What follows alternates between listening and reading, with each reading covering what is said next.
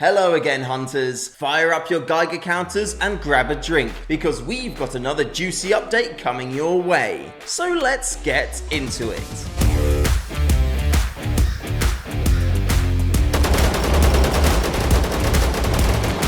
Now this first one's a bit different. We want you to help us choose our official Discord server tag. Think of it like branding, but more fun and a little bit radioactive.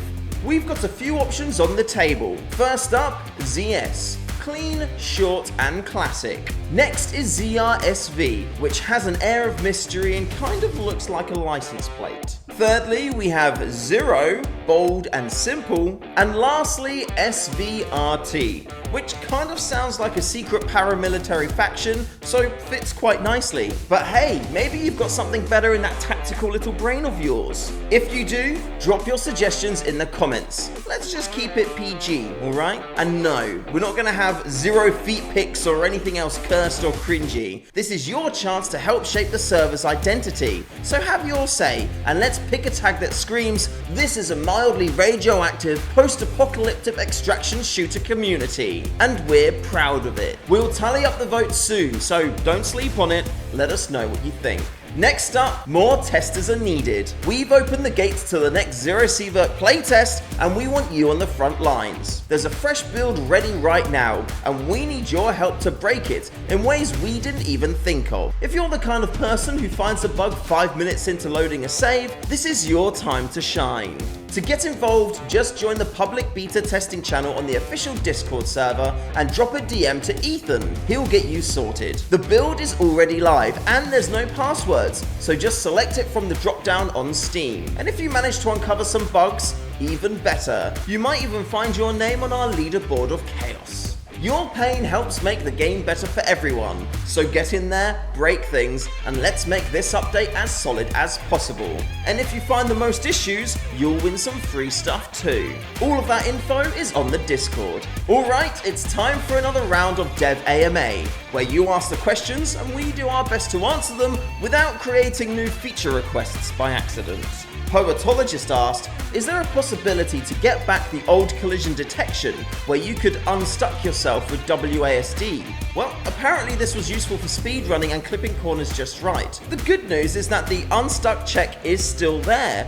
You're just not seeing it as much anymore because we made the collision better overall. Entities don't get wedged into geometry like they used to. This change was made to fix a long-standing bug where you could get teleported outside of the map, something that's been lurking since the very early days of development. So it will still pop up if you do get stuck, however the chances of this now are very unlikely. And Furious Typist, or Futai, asked, once the Steam Deck version is stable, are there plans to bring ZERO Sievert to consoles like Xbox, PS5 or Nintendo Switch? The Steam Deck version is in a good spot, though there are still a few tweaks and polish passes coming in the next update. As for consoles, we would love to make it happen.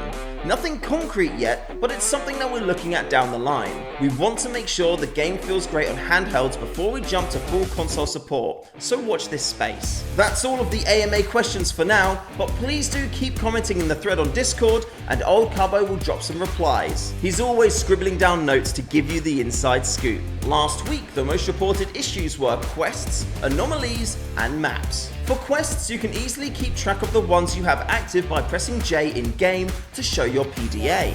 The second option is your quest tracker, and you can see details on what to do, if it's complete, and who you need to hand it into. For anomalies, these are one of the only enemy type things we don't have a damage slider for in the difficulty settings.